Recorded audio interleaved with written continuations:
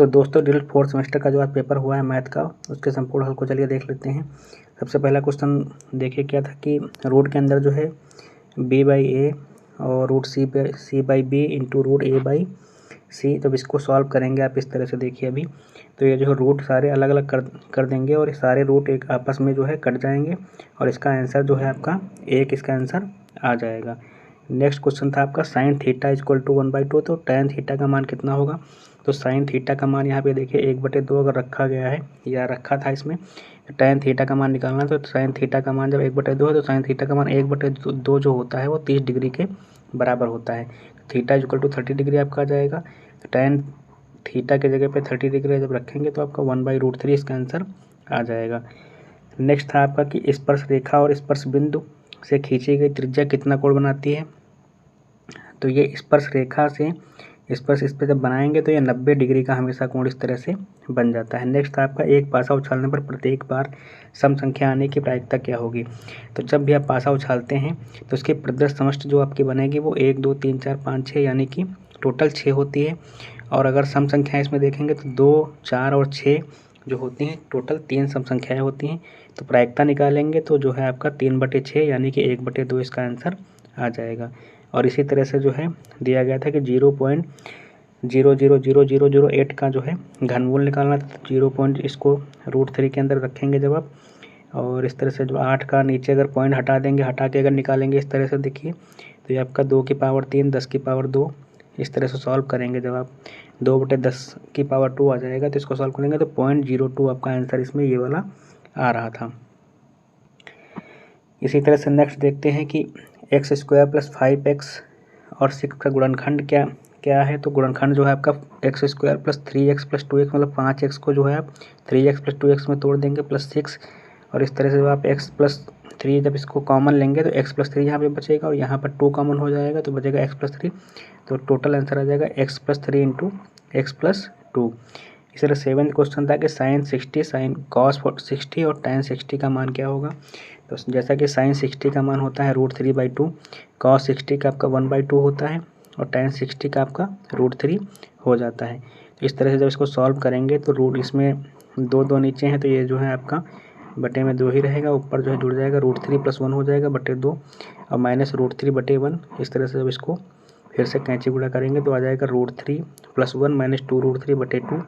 जब इसको सॉल्व करेंगे तो आ जाएगा 1 माइनस, इससे ये घट जाएगा तो बचेगा 1 - √3/2। इतना ही आपका आंसर आ जाएगा।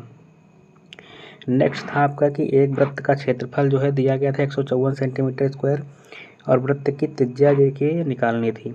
ठीक है, तो वृत्त की त्रिज्या जब इस तरह निकालेंगे तो वृत्त का क्षेत्रफल जो होता है दोस्तों πr² होता है, और जो कि दिया था आपका 154 सेंटीमीटर के स्क्वायर। तो पाई का वैल्यू आप रखेंगे 22/7 और r² = 154। तो इस तरह से जब इसको भेजेंगे दोनों तरफ काटेंगे या फिर जब, तो r² = 7 स्क्वायर आ जाएगा। तो r की वैल्यू आपकी 7 सेंटीमीटर आ जाएगी। त्रिज्या जो पूछ रहा था आपकी त्रिज्या 7 सेंटीमीटर हो जाती। नेक्स्ट आपका कि एक समचतुर्भुज के विकर्ण जो है 5 सेंटीमीटर 7 सेंटीमीटर दिए गए थे, तो इसका जो क्षेत्रफल क्या होगा। तो जो जैसा कि आप जानते हैं कि समचतुर्भुज जो होता है दोस्तों उसके जो विकर्ण होते हैं वो क्षेत्रफल इसका जो होता है वो होता है 1/2 गुणे विकर्णों का गुणनफल। तो विकर्ण इसके 5 सेंटीमीटर 7 सेंटीमीटर दिए गए थे, तो इनको जब यहाँ पे रखेंगे तो 1/2 गुणे 5 गुणे 7 इस तरह से 35/2 यानी कि 17.5 सेंटीमीटर स्क्वायर इसका क्षेत्रफल आ जाता। नेक्स्ट था आपका क्वेश्चन नंबर 13 की क्वेश्चन नंबर 10 के जो है एक शंकु की तिरछी ऊंचाई इसमें दी गई थी। शंकु की तिरछी ऊंचाई यानी कि L = 21 सेंटीमीटर दिया गया था और त्रिज्या जो थी आपकी 8 सेंटीमीटर दी गई थी। शंकु का वक्रपृष्ठ आपसे पूछा, तो वक्रपृष्ठ का फार्मूला जो होता है तो वो πr/L होता है, जैसा कि यहाँ पे इस तरह से दिखे हैं। तो इसी के साथ में पाई की वैल्यू जो है आपकी 22/7 हो जाएगी। r = 8 रखेंगे, L = 21 दिया था वो रखेंगे, और इनको जब आप सॉल्व करेंगे तो आपका 528 सेंटीमीटर स्क्वायर टोटल आ जाता है। इसी तरह से क्वेश्चन नंबर 11 बहुत ही आसान था, इसमें जो बहुलक निकालना था। तो बहुलक जब आप निकालेंगे तो इसमें जो है 7 जो दिया गया था कई बार दिया गया है देखिए इस तरह से, तो यही 7 ही इसका बहुलक हो जाएगा। नेक्स्ट आपका था 12 नंबर क्वेश्चन में कि 5 वर्ष पूर्व एवं पिता एवं पुत्र की आयु का योग जो था वो 40 वर्ष था, और अब उनकी आयु का अनुपात जो है 4:1 था, तो पुत्र की वर्तमान आयु क्या होगी। ठीक है, तो अगर मान लेते हैं कि पुत्र की वर्तमान आयु x है और पिता की वर्तमान आयु y है। ठीक है, तो 5 वर्ष पूर्व इनकी जो है x-5 होगी पुत्र की, और जबकि पिता की जो है y-5 हो जाएगी। इस तरह से अगर देखेंगे तो 5 वर्ष पूर्व इनका योग जो हो जाएगा तो x + y और x-5 और x + y = 40, तो x + y - 10 = 40, तो x + y = 50 आपका आ जाएगा। ठीक है, ये समीकरण फर्स्ट हो जाएगा। और जब इनकी आयु का अनुपात दिया गया था 4:1, यानी कि अगर पिता की आयु जो है 4 थी तो पुत्र की आयु 1 थी, तो y/x दिया है तो 4, तो y की यहाँ से वैल्यू अगर निकालेंगे रख के तो 4x आ जाएगा। तो इसकी वैल्यू को जो इसमें आप रखेंगे तो x + 4x = 50, तो 5x = 50, यानी कि x = 10।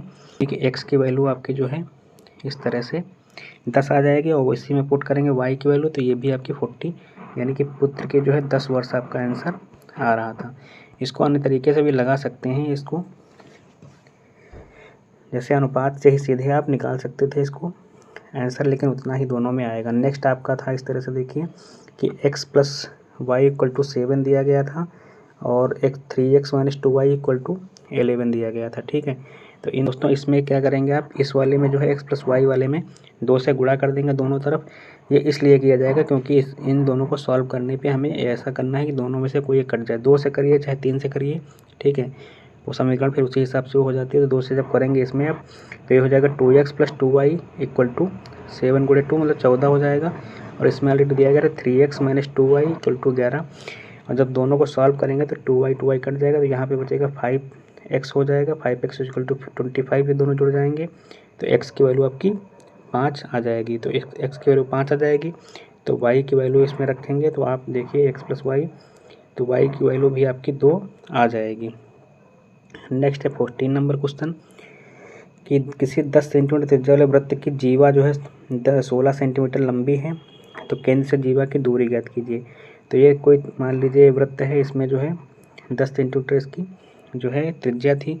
इस तरह से कोई मान लीजिए यहाँ पे अगर जीवा है, मान लीजिए ये इस तरह से देखिए दिया गया, ये त्रिज्या मान लीजिए इस तरह से है अगर जो, और ये अगर जीवा दी गई है, ठीक है, तो इसमें जो है जीवा जो होती है ये जो त्रिज्या होती है लंबवत जब पड़ती है तो ये 2 बराबर भागों में जीवा को बांट देती है। तो इसमें अंदर जब आपका आएगा तो अंदर इस तरह से देखिए त्रिभुज बन जाएगा, ये त्रिभुज बना देंगे, और इसी की जो लंबाई है ये त्रिज्या ही रहेगी, ये इसकी लंबाई आपको दी गई 10 सेंटीमीटर, और ये 16 थी तो ये आपकी 8 इस तरह से हो जाएगी। तो ये 8 रहेगी, ये 10 रहेगी, इसकी वैल्यू को आप इस तरह से देखिए निकालेंगे।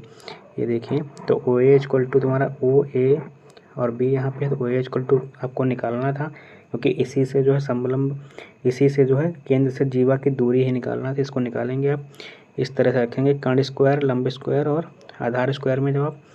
तो OB = 10 दिया है और AB का मान 8 है और OA ही हमको निकालना था।